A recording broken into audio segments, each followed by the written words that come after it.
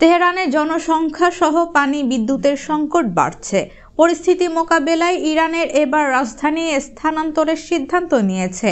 নতুন রাজধানী হবে মাকরান অঞ্চলে। বলা হচ্ছে এতে কৌশলগত অর্থনৈতিক সুফল পাবে ইরান।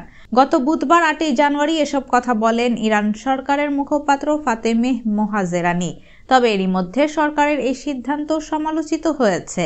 একে অবাস্তব বলছেন সমালোচকেরা। ইরানের সংবাদ মাধ্যম তেহরান টাইমসের প্রতিবেদনে তথ্য জানানো হয়। প্রতিবেদনে বলা হয়েছে, ইরানের রাজধানী তেহরানের পরিবেশগত চাপ, জনসংখ্যা, পানি ও বিদ্যুৎ সংকট প্রদেশটির নিত্যদিনের সঙ্গী। তাই রাজধানীর স্থানান্তরের সিদ্ধান্ত গ্রহণ করেছে ইরান সরকার। দেশটির নতুন রাজধানী হবে উপকূলীয় মাকরান অঞ্চলে। সমুদ্র বন্দর ভিত্তিক রাজধানী হলে ইরান পাবে কৌশলগত অর্থনৈতিক সুফল। ইরান সরকারের মুখপাত্র ফাতেমেহ বলেন, মাকরানে অবশ্যই আমাদের নতুন রাজধানী হবে।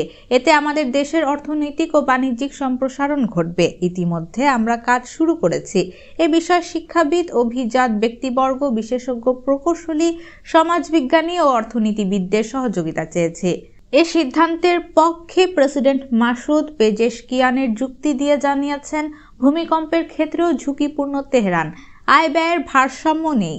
পারস্য উপসাগরের কাছে রাজধানী স্থানান্তরের বিষয়ে এরই মধ্যে কাজ শুরু করেছেন তিনি। প্রায় 3 দশক আগে থেকে শুরু হয় ইরানের রাজধানী স্থানান্তরের আলোচনা। পরিবেশগত ঝুঁকির কারণে 2010 সালেও এ বিষয়ে আলোচনা উঠেছিল বলে জানান ইরান সরকারের মুখপাত্র।